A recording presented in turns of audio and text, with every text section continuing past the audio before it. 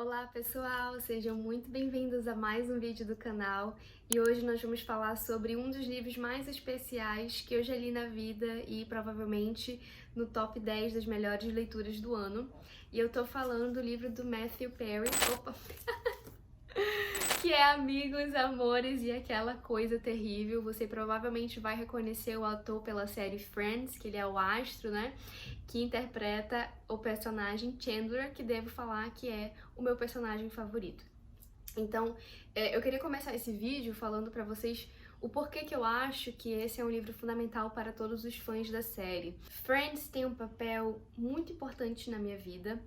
Foi uma série que me salvou de um determinado período muito difícil, né, em que eu tava ali lidando com a depressão, e assistir Friends era algo que me deixava em paz comigo mesma, né? É uma série que fez parte de mim durante, assim, o período ali da minha adolescência, da minha fase adulta, e é a minha série conforto, né? Eu sei que todo mundo tem uma série conforto, um filme conforto que depois de um dia longo, cansativo, você chega em casa e quer assistir aquilo e se sente voltando a si mesmo, voltando ao seu lar. E pra mim, Friends desempenha exatamente esse papel. Portanto, é uma série que eu tenho um carinho especial tão grande, e esse livro, eu devo avisá-los que eu chorei do início ao fim. Eu acho que ele é uma leitura fundamental para todos nós que somos fãs da série, particularmente fãs do Chandler, porque ele traz uma nova percepção não somente sobre o ator, porque esse aqui é um livro de memórias, como também sobre a série, sobre os personagens. Você consegue entender melhor a dinâmica daqueles atores que trabalharam lado a lado por 10 anos, trazendo infinitos momentos marcantes na vida dos telespectadores. E aqui a gente acompanha isso tudo sob a perspectiva do Matthew, que durante todo esse tempo estava quebrado por dentro devido ao consumo abusivo de álcool e drogas. O livro tem um prefácio da Lisa Kudrow, que é a atriz que faz a personagem Phoebe, que é a minha segunda personagem favorita, e ela já começa esse prefácio falando que uma das principais perguntas que ela ouvia em entrevistas de jornalistas é como está o Matthew. E ela nunca sabia o que responder, porque é uma coisa que não dizia respeito a ela. E ainda por cima, era algo que ela mesma não sabia, porque o Matthew manteve isso em segredo durante basicamente toda a vida dele. Era um segredo enorme que ele guardava para si, que o consumia por dentro e que ele se sentia incapaz de compartilhar porque ele não se sentia bom o suficiente para ninguém. Os principais temas desse livro são alcoolismo, dependência química, abandono, solidão, depressão, insegurança com os relacionamentos, né? Especialmente relacionamentos amorosos. É um livro muito doloroso de ser lido. Você se põe no lugar do Matthew em diversos momentos, porque ele escreve de uma maneira, por vezes, engraçada, né, do jeito dele, muito semelhante ao Chandler, trazendo aquele alívio cômico, mas você sente que por trás daquele alívio cômico existe uma pessoa muito triste, muito solitária e quebrada por dentro, como eu falei anteriormente. Já no início do livro, no prefácio, ele diz que ele tem medo da própria mente. Então você percebe que é uma batalha constante que ele vive consigo mesmo, né? Aparentemente, o que a gente percebe é que ele é o seu próprio inimigo. E algo que fica muito recorrente aqui nessa leitura é que ele enfatiza que ele não faz isso porque ele quer morrer, pelo contrário, ele consome álcool diariamente, consumia, né, porque agora ele está sóbrio, consumia álcool diariamente, usava a medicação, né, altíssima, porque ele queria se sentir bem consigo mesmo e com a sua própria mente. Não necessariamente ele queria morrer, mas se a morte era uma consequência para que ele pudesse satisfazer o seu desejo ali pelo álcool e pelas drogas, ele estava disposto a pagar esse preço. Então você percebe que no decorrer da leitura ele também enfatiza que Ele não era uma pessoa de festas, pelo contrário, ele era uma pessoa tão solitária que ele consumia todo esse tipo de droga, esse álcool, sozinho na sua casa. E é por isso que ele manteve em segredo por tanto tempo até ficar notável que ele estava muito doente para todo mundo. O livro começa já ele relatando um pouco sobre a infância dele, e eu devo dizer que isso aqui é um prato cheio para quem é psicanalista. Porque ele vai contar, né, sobre a separação dos pais. Ele é canadense, o pai dele morava nos Estados Unidos, e durante a separação ele fica no Canadá enquanto o pai vai embora para os Estados Unidos. Inclusive, o pai dele é ator. Se você lembra daquele episódio com a Rachel e o Joshua, na casa dos pais do Joshua, o pai do Joshua é, na verdade, o pai do Matthew. E eles são bem parecidos, né? O pai do Matthew, ele virou ali uma estrela de um comercial que era muito famoso na época, então ele já tinha uma carreira estabilizada como um ator. E aí, quando o Matthew, enquanto criança, ele percebe que a mãe dele andava muito triste, muito debilitada, né, devido à separação e devido ao trabalho excessivo, porque ela trabalhava com o primeiro-ministro do Canadá. Então, ele percebe que se ele usar o riso, o alívio cômico, para estimular, né, a alegria da mãe dele, ele consegue manter essa relação mais amigável com a mãe. E é a partir desse momento em que ele se torna o palhaço, né, o bobo da corte, tanto na família quanto na escola. Então a gente percebe que desde criança ele usa o riso, o alívio cômico, como uma válvula de escape, assim como o personagem Chandler. Ele se vê cumprindo esse papel de palhaço como um mecanismo de defesa, né? É exatamente aquela parte de Friends que o Chandler diz algo do tipo Hi, I'm Chandler, I make jokes when I'm comfortable. O Matthew parece assim que por vezes você não consegue dissociar o personagem do ator porque eles são muito semelhantes.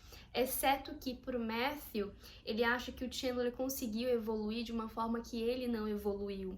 Porque o Chandler, ele casa, né, com a Mônica, tem filhos, e isso não aconteceu com o Matthew. Na verdade, em determinado momento aqui durante as imagens que ele traz, é uma coisa assim que eu fiquei muito triste enquanto eu tava vendo as imagens, é ele com os irmãos brincando aqui, né, e ele vai dizer o seguinte: sempre fui ótimo com crianças. Nossa, eu gostaria de ter sido pai. Portanto, a gente vê essa solidão rondando a vida do Matthew desde a infância, né? Esse sentimento de abandono, esse sentimento de não ser bom o suficiente, essa culpa que ele sente por ter sido o motivo, né, de repente, ali da separação dos pais, o vai acompanhar pela vida inteira. Por isso que eu disse que é um prato cheio para psicanalistas, né? Então, a gente vê essa criança perdida tentando chamar a atenção dos pais pelo riso. Assim como o Chandler, né, durante a separação dos pais dele. É realmente muito tocante essa parte da infância. E aí a gente já percebe que ele vai relatar que aos 14 anos ele vai beber pela primeira vez. Ali com os amigos, no jardim da casa dele. E é quando ele bebe pela primeira vez, enquanto o amigo tá passando mal, vomitando de um lado, ele sente aquela sensação de paz. Parece que aqueles pensamentos turbulentos que passavam na mente dele se fecham pela primeira vez. E essa é a virada de chave. E ele vai começar já a ter essa sensação de paz, não só no consumo do álcool, como também no consumo dos remédios que seriam tarja preta, né? Aqueles remédios controlados que ele era viciado. E já desde muito jovem ele entende que ele quer ser ator. Parece que a fama, ele busca muito essa fama, né, quando jovem, quando adolescente, no início da vida adulta, porque ele sente que a fama vai preencher o vazio que ele sente por dentro, que ele vai se sentir querido, requisitado por alguém, né, a partir do momento em que ele é famoso. E ele vai atrás disso. A gente vai acompanhando o início da carreira dele até chegar no momento em que o roteiro mais requisitado ali nos anos 94 é Friends Like Us, que seria o título da série. Só que ele não podia fazer o teste para Friends Like Us, porque ele tinha um contrato com uma série que ia lançar. E, gente, se vocês verem a série, eu vou ver se eu consigo encontrar uma foto para deixar aqui, porque é um roteiro tão tosco que vocês não têm ideia. Então, a série do momento, todo mundo tava fazendo teste pra Friends Like Us, porque o roteiro prometia muito, né? Os personagens, todo mundo tava muito animado, havia um burburinho muito grande ao redor de Friends Like Us. Então, os amigos do Matthew naquela época, inclusive o Hank Azaria, que faz o David, né, que é o par romântico da Phoebe durante algum tempo, aquele cientista, ele vai fazer o teste 2 vezes pro personagem do Joey. Até que o papel do Chandler é oferecido para um amigo muito próximo do Matthew naquela época, que era o Craig Bierko, que também era um ator já ali no início da sua carreira. E aí, ao mesmo tempo em que ele tinha sido requisitado para Friends Like Us, ele também tinha sido requisitado para uma outra série. E eles ficam ali conversando, qual papel eu devo aceitar? E o Matthew diz assim, com o coração na mão, porque ele sabia que ele era perfeito pro Chandler, diz assim, não, cara, vai lá com Friends Like Us. Então eles acompanham o Craig pra ligar, né, pros produtores de Friends, pro produtor dele, pra dizer qual série que ele ia aceitar, e na hora ele muda e decide ir pra outra série, que era Best Friends, se eu não me engano. E essa é a virada de chave pro Matthew, porque assim, o papel do Chandler era tão perfeito pra ele que muitos dos seus amigos iam até ele pedir dicas, porque todo mundo achava que ele era perfeito pro papel. Ele só não podia ir por conta do contrato com a outra série. Até que a outra série é cancelada, ele consegue uma brecha e vai fazer o teste pro Chandler. A única vaga, né, que ainda estava aberta era do Chandler. Parece assim destino, né, que só estava esperando mesmo ele estar disponível para ir lá. Então ele consegue uma audiência lá com a Martha Kaufman, que é a roteirista da série, e ele muda tudo. Ele muda aquela entonação, né? Muda o roteiro, dá aquela entonação que é muito típica do Chandler, que ficou um marco como para ele, né? Por exemplo, Could I Be Any Later? Ou The Sound of Music. Essa entonação diferenciada, que é uma das principais características do Chandler, foi o que conquistou os roteiristas para chamá-lo para o papel. Eles acharam assim que se encaixou perfeitamente. Então, o Matthew também se arriscou na hora de fazer o teste, porque ele mudou completamente tudo. É muito engraçado porque a gente vê que muitas das piadas de Friends foi o próprio Matthew que pensou, ele vivia da comédia. Você percebe que ele respirava comédia. E durante muito, muito tempo, todos os 10 anos que a série ficou ao ar, Friends foi a única válvula de escape do Matthew. A gente percebe que ele tem um carinho muito grande pela série porque ela foi fundamental para a existência dele, para ele levantar todos os dias, apesar do alcoolismo, apesar da dependência química, e ir lá pro set. Ele diz que ele nunca foi trabalhar bêbado, mas que de vez em quando ele chegava de ressaca no set. Então, Friends é uma série muito atípica, né? Porque foi um sucesso estrondoso desde do seu episódio piloto. Numa época anterior aos serviços de streaming, né, o horário em que a série ia ao ar importava muito, porque a programação das pessoas girava em torno da programação da TV, e não o contrário, né, que hoje em dia você senta ali e assiste um vídeo na Netflix a hora que você quiser, mas não nos anos 90, que é quando a série vai ao ar em 94. Portanto, havia uma dinâmica muito diferente. Friends ia ao ar entre 2 séries que eram, assim, super famosas na época, que eram Mad About You e Seinfeld. E conseguiu ultrapassar as 2 séries e ficou no topo 1 de séries mais assistidas durante 10 anos, para vocês entenderem um marco cultural que foi a série. Em termos de desenvolvimento de séries posteriores de comédia, de outros personagens de comédia que também bebem muito ali na fonte de Friends. Enfim, gente, assim, é inegável o marco que essa série teve na produção cultural mesmo. E aí a gente acompanha também o envolvimento do Matthew com outros artistas da época, como por exemplo a Julia Roberts, que a gente sabe que ele teve ali um namoro com ela, e foi um período assim, essa parte de quebrar o seu coração. Porque é o seguinte, o Matthew, ele não se sentia bom o suficiente pra nada, né? E pra ninguém. Porque ele acreditava que a partir do momento em que as pessoas soubessem do seu grande segredo, que era o álcool e a dependência química, todos iam abandoná-lo. A Julia Roberts, ela é requisitada para fazer uma participação especial em Friends, só que ela só vai com uma condição, porque ela quer contracenar com o Matthew. Então já existia esse flerte, né? E eles começam a flertar durante 3 meses via fax, para vocês terem uma ideia. E aí isso se desenvolve melhor, eles começam a ter um relacionamento, e quando a Julia Roberts participa da série, ela já está namorando com o Chandler, por isso que há uma química muito grande entre os dois.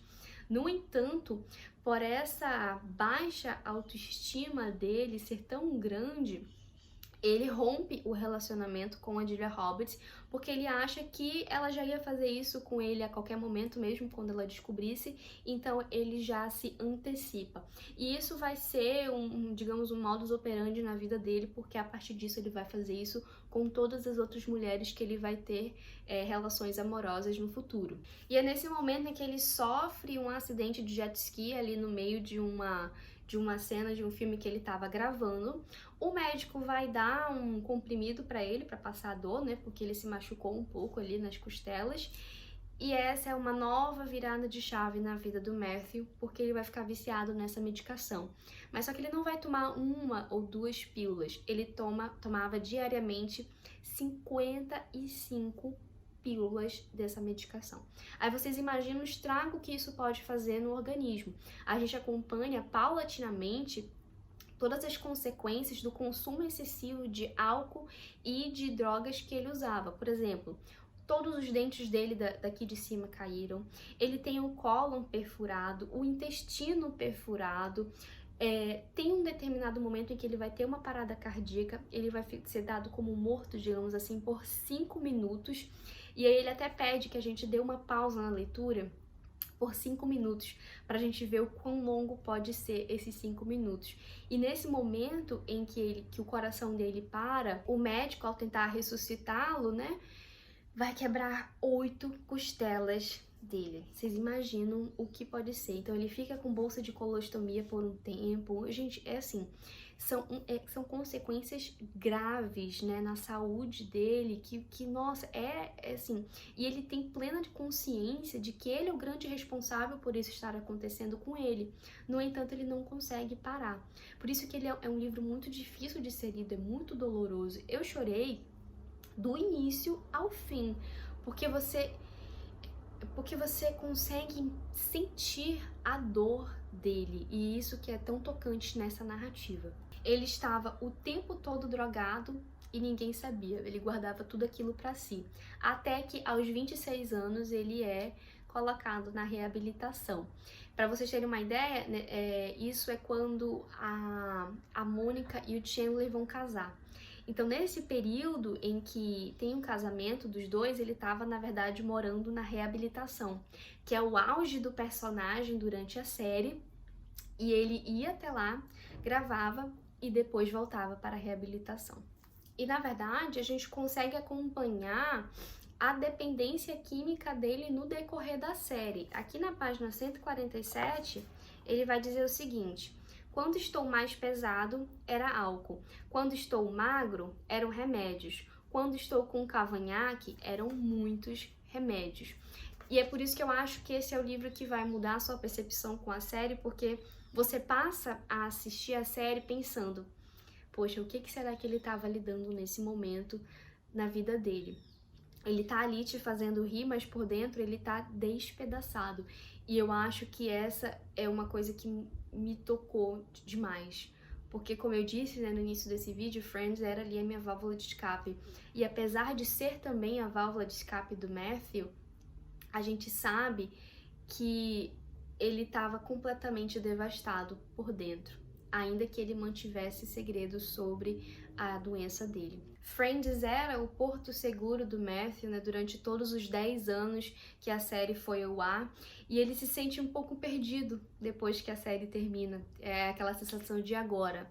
Esse era o motivo pelo qual eu acordava todos os dias para vir para o set. E agora o que eu faço da minha vida? A gente percebe também que há realmente uma relação muito amigável de companheirismo entre os atores que interpretam, né, os personagens de Friends. E um pedido no último episódio de Friends que ele faz a Martha Kaufman é de ter a última fala da série. A Rachel pergunta, né, assim, vamos tomar um último café? E ele diz, ok, onde? E aí se fecha a cortina, digamos assim. E esse foi um pedido do Matthew pra gente ver o quão significativo é essa série pra ele, né? Como que o mudou completamente. Eu fiquei muito pensativa com isso porque Friends salvou a vida dele e de certa maneira salvou a minha também. E só quem já teve a sua dor apaziguada pela arte, seja por filmes, por séries, por música, entende esse sentimento de gratidão enorme que a gente sente pelos atores, pelo musicista, pelo autor de um livro que é a sua válvula de escape em momentos difíceis. É assim que a gente vê que a arte, ela nos salva todos os dias. Assim como salvou a vida do Matthew, ela também, de certa maneira, nos salva. Ela dá vazão aos nossos sentimentos, às nossas paixões, aos nossos medos. É muito difícil eu falar desse livro, gente, sem querer, sem conseguir segurar as lágrimas, porque eu tenho realmente um sentimento de gratidão muito grande pela série.